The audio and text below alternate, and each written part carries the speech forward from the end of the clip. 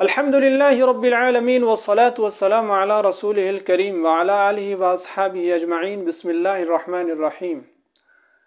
Views Tabarani میں ذکر ہے، حضرت عبداللہ ابن ابی اوفا رضی اللہ عنہ فرماتے ہیں، آپ صلی اللہ علیہ وسلم نے ارشاد فرمایا، جو شخص ایک دفعہ لا الہ الا اللہ وحدہ لا شریک لہ لم یلد ولم یولد ولم یکن لہ کفوا احد پڑھتا ہے تو اللہ تعالیٰ اس کو 20 لاکھ نیکیاں عطا فرماتے ہیں۔ آپ صلی اللہ علیہ وسلم کے صدقے اس امت کو ایسے ایسے اعمال ملے ہیں جو کرنے میں انتہائی مختصر ہے، لیکن ان کا ثواب بہت زیادہ اللہ تعالیٰ نے عطا فرمایا ہے۔ آج ہمارے پاس وقت ہے، ہم ان نیکیوں کی قدر کر لیں، ان کو اپنے لیے جمع کر لیں اور اس خیر کے کام کو زیادہ سے زیادہ پھیلا لیں۔ ہمیں جو بھی خیر کی بات ملتی ہے ہم اس کو آگے سے آگے پھیلاتے رہیں تو ہمارے لیے خیر کے درخت بڑھتے جائیں گے۔ قیامت کی ہولناکیوں میں جب انسان سے بھاگ رہا ہوگا، اس کا ذکر کرتے ہوئے، اس کا نقشہ کھینچتے ہوئے قرآن مجید میں ارشاد ہے، یوم یفر المرء من اخیہ، کہ جس دن انسان اپنے بھائی سے بھاگے گا، وامہ وابیہ، اپنی ماں سے، اپنے باپ سے، وصاحبتہ، اور اپنی بیوی سے، وبنیہ، اور اپنے بیٹے سے،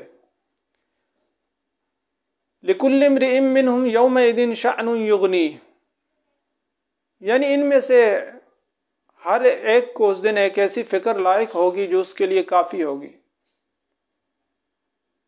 حشر میں انسان دوسرے انسان سے اس لیے بھاگ رہا ہوگا کہیں یہ مجھ سے نیکیاں نہ مانگ لیں۔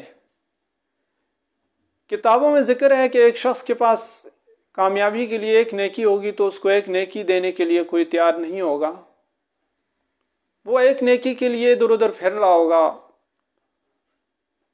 تو یہی نقشہ قرآن مجید نے کھینچا ہے کہ انسان اس دن اپنے رشتہ داروں سے، اپنے قریبی عزیزوں سے، ان کا ذکر قرآن مجید میں کیا ہے کہ دنیا میں ان کے ساتھ کتنا قریبی رشتہ ہوتا ہے انسان کا، لیکن قیامت کے دن ہر بندے کو ایسی فکر لاحق ہوگی کہ آج کے دن میں کامیاب ہو جاؤں، میری کامیابی کا سرٹیفکیٹ مجھے مل جائے، میرا نام اعمال میرے دائیں ہاتھ میں مل جائے، میری نیکیوں کا پلڑا بھاری ہو جائے اور میں کامیاب ہو جاؤں، ہمیشہ کی ناکامیوں سے بچ جاؤں۔